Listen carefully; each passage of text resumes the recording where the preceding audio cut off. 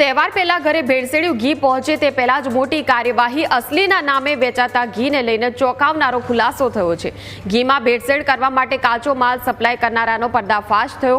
Fat અને refined palm તેલ સહિત ભેળસેળ્યું ઘી જપ્ત કરવામાં આવ્યું। ફૂડ એન્ડ ડ્રગ્સ વિભાગે 69 ટનથી વધુનો જથ્થો જપ્ત કર્યો। રાજ્યમાં વિવિધ સ્થળોએ દરોડાની કાર્યવાહીમાં 1,40,00,000નો માલ જપ્ત કરવામાં આવ્યો છે। ઘીમાં રિફાઇન્ડ પામ તેલનો મુખ્ય ઘટક તરીકે ઉપયોગ કરાતો હતો। ભેળસેળ્યા ઘીના તાર ગાંધીધામ કચ્છ સુધી પહોંચ્યા। ઘીમાં કરાતી ભેળસેળને અટકાવવા ફૂડ એન્ડ ડ્રગ્સ વિભાગની આ મોટી કાર્યવાહી। તો જોઈએ કે ક્યાંથી લેવાયા નમૂના। Messrs Bharat foods cooperative limited Gandhidham કચ્છમાં આવેલી છે। ભારત ફૂડ્સમાંથી 4 નમૂના લેવાયા। Messrs Krishna trading cooperative Dhrol Jamnagar ખાતે આવેલી છે। કૃષ્ણા ટ્રેડિંગમાંથી પણ 4 નમૂના લેવાયા છે। કુલ 8 નમૂના ચકાસણીમાં લેબોરેટરીમાં મોકલવામાં આવ્યા છે।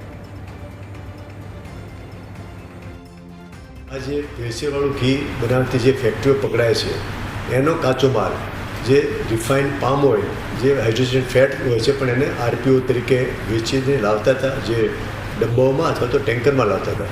તો આ જે રિફાઇન્ડ પામ ઓઇલ એ વેજીટેબલ ફેટ તરીકે જે મોટા પાયે ઉત્પાદન કરીને આ જે મિલાવટખોર ઉત્પાદકો હતા એને જે વેચતા હતા એવી ભારત કોઓપરેટિવ લિમિટેડ નામની ફૂડનું લાયસન્સ ધારક એક પેઢી ગાંધીધામ ખાતેથી આજે દરોડો પાડ્યો। ત્યાંથી 4 નમૂના લેવામાં આવ્યા અને મોટો જથ્થો vegetable fat, refined palm oil અને અન્ય જે બ્રાન્ડના વનસ્પતિ હતા એ જપ્ત કરવામાં આવ્યા।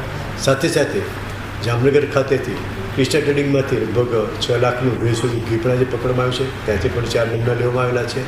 આમ ગઈકાલે અને આજે અમારી ટીમ દ્વારા લગભગ 1,40,00,000નો આ ઘીમાં ભેળસેળ માટેનો કાચો માલ અને પામ ઓઇલ અને ભેળસેળ્યું ઘી જથ્થો પકડવામાં આવ્યો છે, જેનું વજન લગભગ 37 ટનથી વધારે છે।